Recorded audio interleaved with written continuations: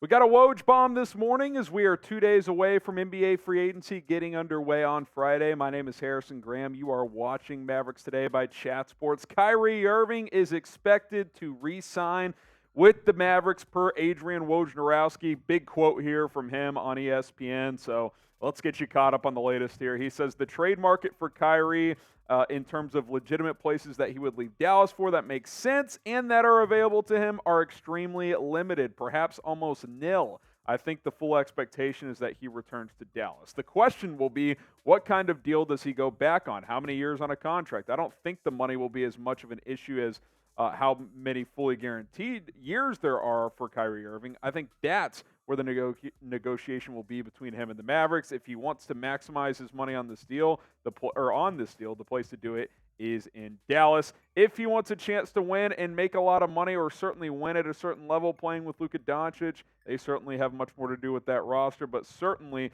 a very formidable 1-2 punch with the Mavericks. It is back in Dallas again. The question will be, how many years is that deal? What kind of commitment do the Mavericks make to Kyrie? Now, I think this is a positive sign as we trend toward free agency. Like, you rewind the calendar 1 year, around this time, a couple of days leading up to Friday, it was kind of the opposite with Jalen Brunson, right? It was, it kind of feels like it's 50-50 at best at this point. The Knicks are a true formidable option.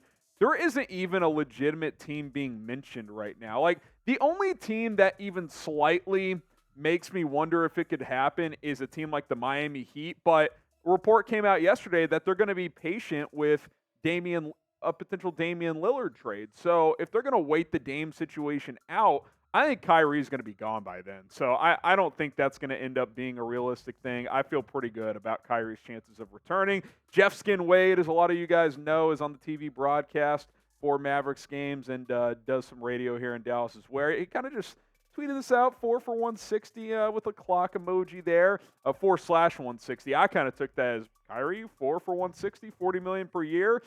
Maybe you give him an extra year of commitment, but less money per year. That could be something that's on the table for Kyrie Irving as well. I mean, look, if you get Kyrie for less than the max, I think that's probably a pretty good deal, to be honest with you. And I think that's actually feasible because only a few teams can offer him the max right now, and the teams that can do that are not anywhere close to contending. It's like the Rockets, the Pacers, the Pistons. So I think 4 for 160 would be an awesome deal for the Mavs. They may have to pay more per year, but I will say this. My confidence meter has never been higher than it is right now when it comes to re-signing Kyrie Irving in NBA free agency.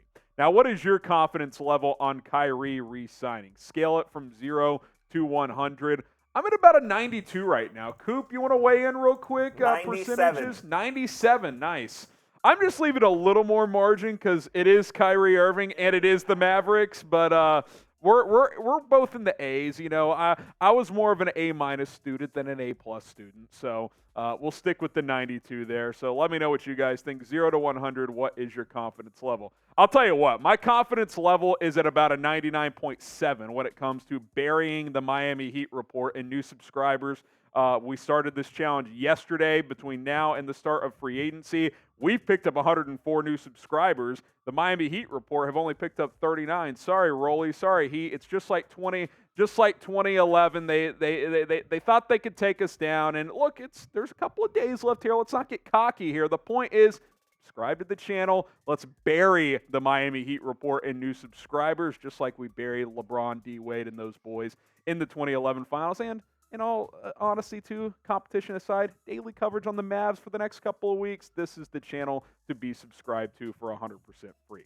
Let's shift from Kyrie to some other free agency rumors. Dwight Powell, could he land with the Houston Rockets in NBA free agency? Report out there that Houston is interested in signing the veteran big from Dallas, who's set to be a free agent. Now, it's kind of crazy. Dwight Powell's been with the Mavs for 8 full seasons and part of a 9th season as well, going all the way back to his rookie campaign when he was a part of the Rajon Rondo trade. I mean, guys, that was a long time ago, and he stuck around. So credit to him for not only sticking around, but being a rotation piece for as long as he has. 8 points, 5 rebounds just about last year, 60% from the field. I actually thought he played pretty well a year ago, if I'm being completely honest. The current centers under contract for Dallas, Rashawn Holmes, Derek Lively, JaVale McGee.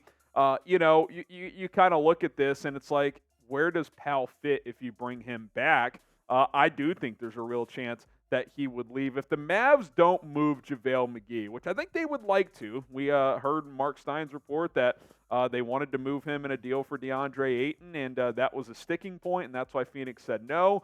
But if those three centers are under contract, I don't think there's room for Dwight Powell. He can't really play the four at this point. So I just think you would have to let him walk.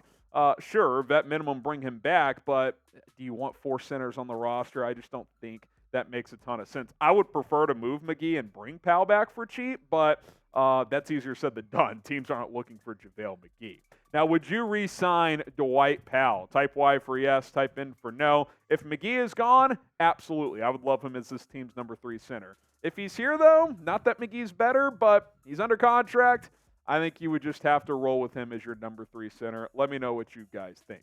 Now, in addition to subscribing to us here at Mavericks Today so we can crush the Miami Heat report, we're going to be live on our main Chat Sports YouTube channel on Friday and for several days after that with NBA free agency coverage, of course.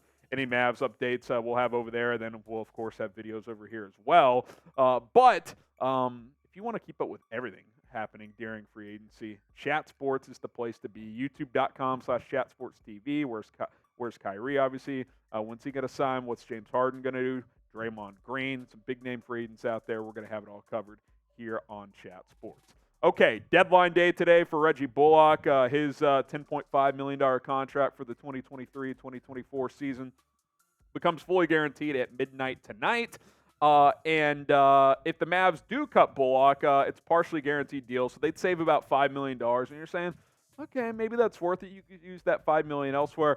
Doesn't work that way. They're already in the luxury tax, so it's not like you create $5 million to go spend in free agency. That's not how this would work. Bullock last year started off slow once again, but you look up at the end of the year, he's 38% three-point shooter. I didn't think it was his best defensive year, but he's still one of your better wing defenders at this point in time. In all reality, even though Bullock can be a frustrating player and he can go ice cold at times, the only reason to cut Bullock is if the Mavs want to spend less on a luxury tax bill. And sure, they're a business. Maybe they want to do that. But it's not like you're saving massive amounts of money. And let's be honest, say what you want about Reggie Bullock, you're not replacing his minutes with a vet minimum player. And again, if you cut him, it's not like you create a slot to go sign a $5-6 million player. You're still just got the MLE and the vet min guys. So I would exercise it. $10.5 million.